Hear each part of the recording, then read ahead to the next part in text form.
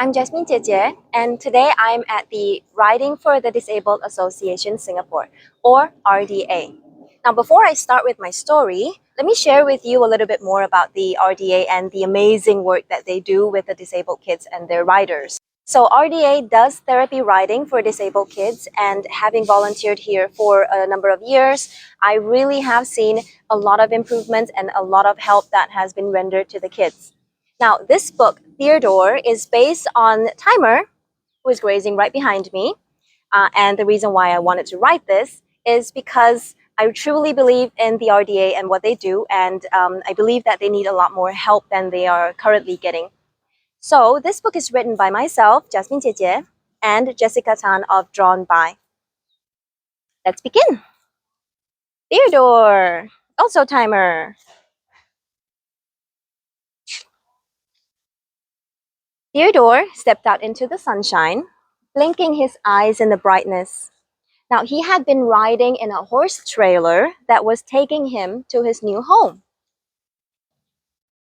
Theodore was greeted by Riley, who worked at the stables. She was a horse trainer, and she put a beautiful red bridle on Theodore's head, just like Timer's, and led him out onto the grass. And he could hear the sounds of the other horses in the stables. He did not know them. He felt a little nervous in his new environment, but he was excited to make new friends. Riley led Theodore to an empty stall with his name on it.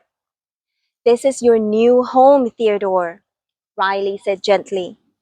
Now, a few people came up to his stall to pet him. They also offered him carrots. And he had never had so much attention showered on him before. He loved it and gladly accepted the carrots from their hands. Now, these people were volunteers, like me, at the stables.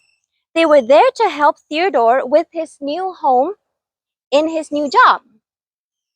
So Theodore's job was to be a therapy horse who helps disabled people to exercise and learn how to be more confident.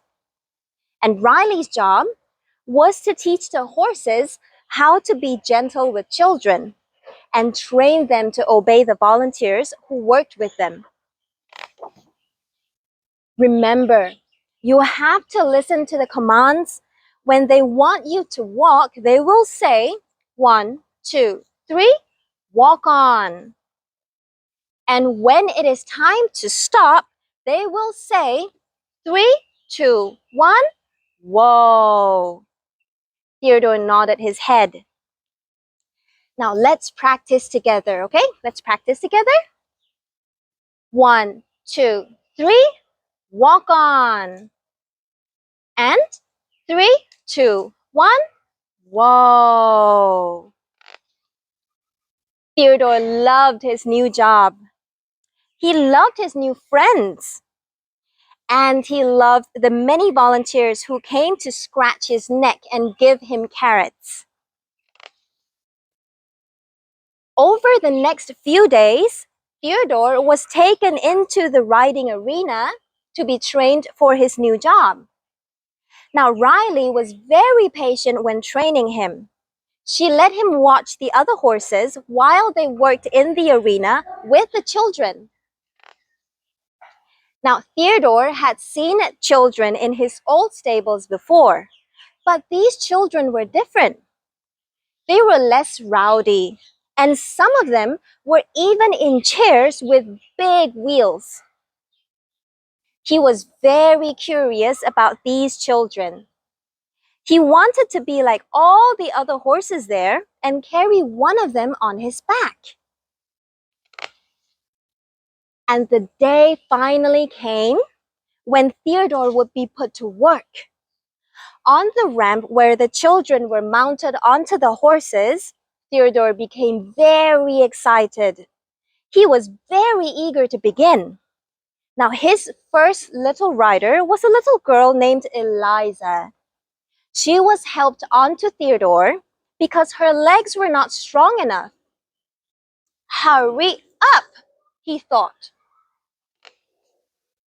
Once Eliza was on his back, the gates opened. Now Theodore leapt forward so quickly so that he could get into the riding arena faster. Unfortunately, he was so excited that he forgot to obey the volunteer who was leading him. So he did not realize that she was being dragged along next to him. Oh no! Now Eliza was so startled by the sudden movement that she began to cry. It's so shocking. She was afraid that she would fall off. Oh no, I'm so sorry, thought Theodore. And he stopped immediately. Now maybe Theodore isn't ready to work yet, said Riley. Now Riley helped Eliza dismount and led Theodore back into his stall. And Theodore hung his head in guilt. He had made Eliza cry, and he had no way to tell her that he was sorry. The following week, when Eliza returned to the stable, Theodore was ready. He was determined to make it work. With Eliza firmly on Theodore's back, the gates opened, and want to do it with me? 1, 2, 3, walk on! Theodore was very focused. He listened to everything his leader said and followed her every move. He walked when he was supposed to and stopped when he was supposed to. When someone dropped a bucket and made a loud sound in the stable nearby, he did not even turn to look. He was so focused. He was completely in the zone.